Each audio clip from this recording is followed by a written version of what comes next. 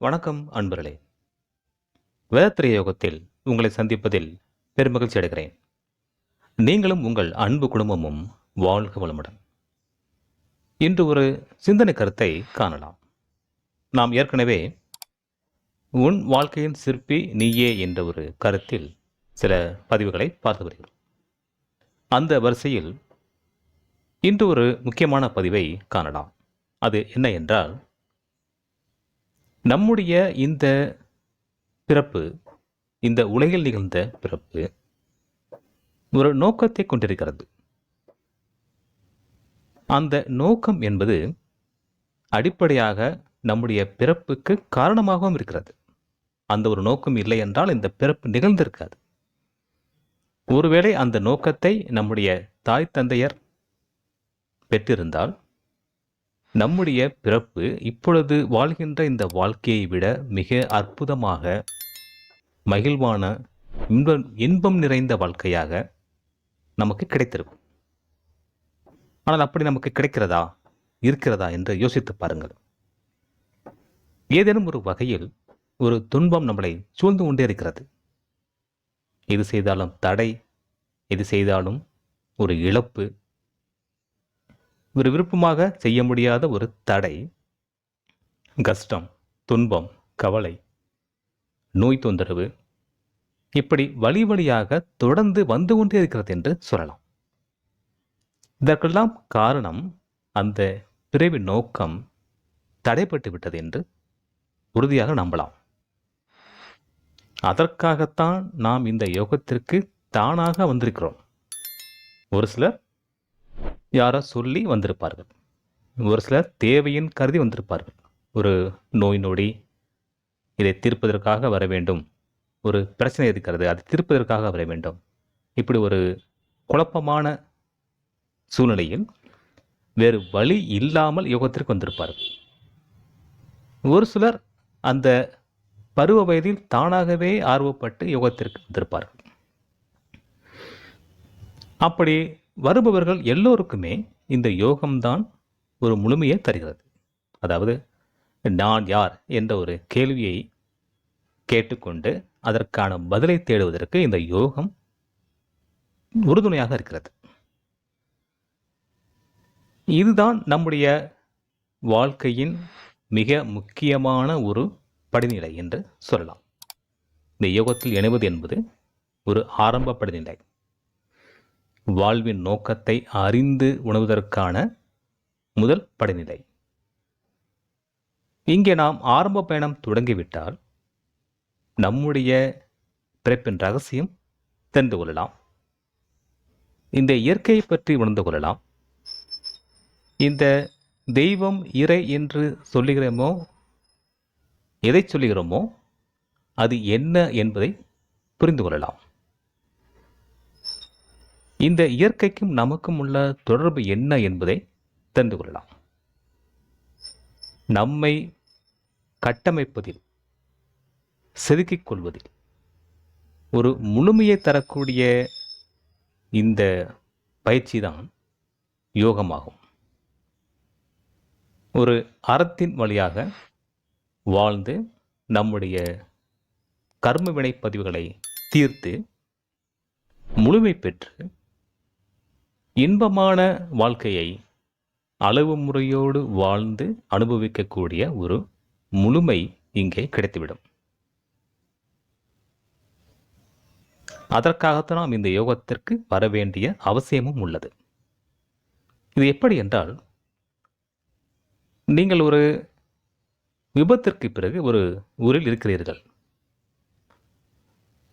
தனிப்பட்ட ஒரு ஆளாக இருக்கிறீர்கள் என்று வைத்துக் கொள்ளலாம். ஒரு ஊருக்கு சென்றீர்கள். அந்த ஊரில் ஒற்றையாளாக பயணிக்கும் பொழுது ஒரு விபத்து நடந்து, அந்த விபத்தின் மூலமாக உங்களுக்கு மனவளம் குறைந்துவிட்டது. அதாவது, நீங்கள் யார் என்று உங்களால் உணர்ந்து கொள்ள முடியவில்லை என்று வைத்துக் கொள்ளலாம். ஆனால் உங்களுக்கு அந்த வழக்கமான வேலைகள், நடவடிக்கைகள் உள்ளது. ஆனால் நீங்கள் யார் என்று தெரியவில்லை என்று வைத்துக் கொள்ளலாம். இப்படியே போய்கொண்டு இருக்கும்போது உங்களுக்கு வீடு நினைப்பு வராது.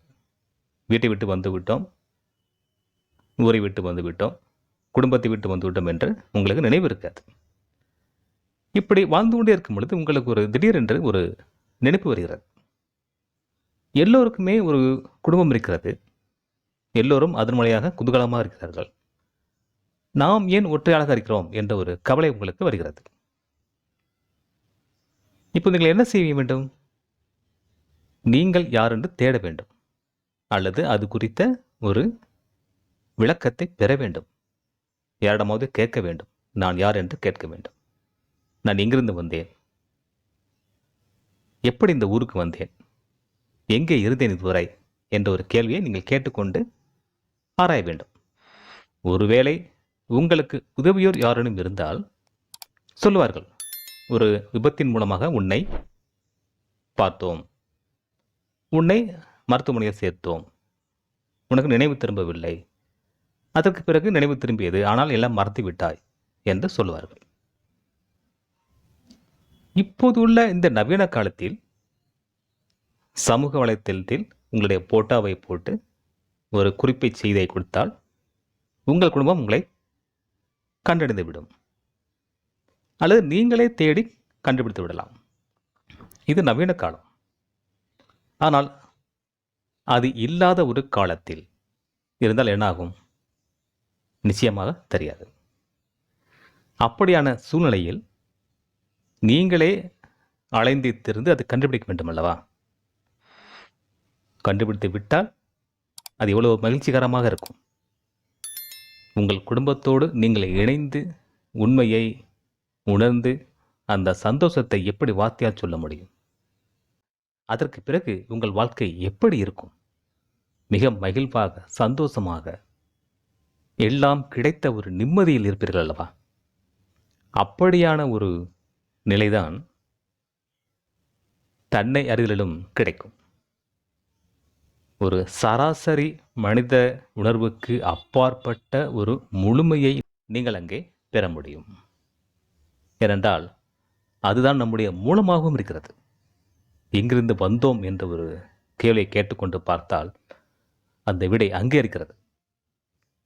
ஒரு கயிறின் அல்லது சங்கிலியின் ஒரு முனை உங்கள் பக்கம் இருக்கிறது.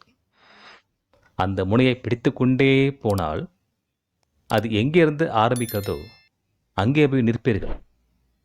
அப்படி ஒரு முழுமை அங்கே கிடைக்கிறது. அப்படி கிடைத்து விட்டால் உங்கள் வாழ்க்கையின் இந்த உலகப் பிறப்பின் முழுமை அங்கே கிடைக்கிறது. இதுதான் ஒரு மனிதனுடைய முக்கியமான செயல்பாடு. உங்களை உணர்ந்து கொள்வதுதான் ஒரு முழுமையை தரக்கூடியது. அதுதான் நீங்கள் படைப்பாளியாக உங்களை செதுக்கிக் கொள்வதில் இருக்கக்கூடிய முழுமை. அதற்கு பிறகு நீங்கள் வடிவமும் உருவமும் கிடைத்து ஒரு முழுமையை அடைகிறீர்கள். அப்படியான சிறப்பு இந்த யோகத்தின் வழியாக உங்களுக்கு கிடைக்கிறது. நல்ல நண்பர்களே, நாம் மீண்டும் அடுத்த ஒரு பதிவிலை சந்திப்போம். நன்றி. வாழ்க வையகம், வாழ்க வையகம், வாழ்க வளமுடன். வணக்கம் அன்பர்களே. வாழ்க வையகம், வாழ்க வளமுடன். வேதாத்திரிய சேனலோடு இணைந்து கொள்ளுங்கள். உங்கள் உடல் நலம், மனவளம், உயிர் வளம் பெருக்கிக் கொள்ளுங்கள். உங்கள் வாழ்க்கையையும் பொருளாதாரத்தையும் உயர்த்திக் கொள்வதற்கான வழிகள் இங்கே சொல்லப்படுகின்றன. இன்றே சப்ஸ்கிரைப் செய்து கொள்ளுங்கள். வாழ்க வளமுடன்.